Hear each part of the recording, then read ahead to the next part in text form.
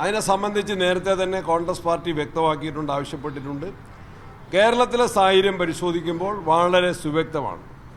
2002 voter പട്ടികയിലേക്ക് മടങ്ങിപ്പോകണമെന്ന് പറഞ്ഞാൽ എനിക്ക് വോട്ടില്ല, പല ജനപ്രതിനിധികൾക്ക് വോട്ടില്ല, കഴിഞ്ഞ പാർലമെൻറ്റ് ഇലക്ഷനിൽ വോട്ട് രേഖപ്പെടുത്തിയവർക്ക് വോട്ടില്ല. അതിനുശേഷം ഇലക്ഷൻ കമ്മീഷൻ്റെ തന്നെ നിർദ്ദേശപ്രകാരം വോട്ടവകാശം വിനിയോഗിക്കുന്നതിന് വേണ്ടി വോട്ടർ പട്ടികയിൽ എൻറോൾ ചെയ്ത നിരവധി പേർക്ക് വോട്ടില്ല. ഒരു നിയോജക മണ്ഡലത്തിൽ 30,000-ഓളം ആളുകൾ ഇത്തരത്തിൽ ഒഴിവാക്കപ്പെടുന്നു. BLOമാർ ആ ജോലി കൃത്യമായിട്ട് നിർവഹിക്കാൻ അവർ കഴിയാത്ത സാഹചര്യമാണ്. ചില സ്ഥലങ്ങളിൽ ഇപ്പോൾ പയ്യന്നൂരിലുണ്ടായതുപോലെ രാഷ്ട്രീയ പക്ഷപാത സമ്മർദ്ദം അവരുടെ മേലുണ്ട്. ഒട്ടും യോജിച്ച സമയത്തല്ല ഈ കേരളം അതിലേക്ക് കടക്കുന്നത്.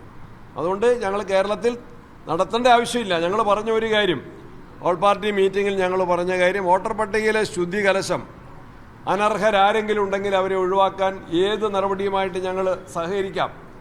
അർഹതപ്പെട്ട ആരെങ്കിലും വിട്ടുപോയിട്ടുണ്ടെങ്കിൽ അവരെ പേര് ചേർക്കാൻ ഞങ്ങൾ സഹകരിക്കാം.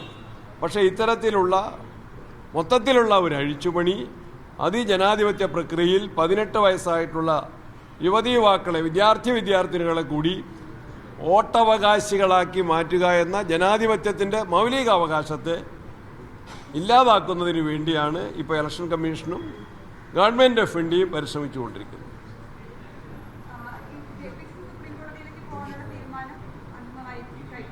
ഞങ്ങൾ നേരത്തെ ആലോചിച്ചു, ഇപ്പോൾ ഞാൻ അറിയിച്ചതേ ഉള്ളൂ. വക്കീലന്മാരുമായിട്ട് ബന്ധപ്പെട്ട് വക്കീൽ ഏൽപ്പിച്ചു.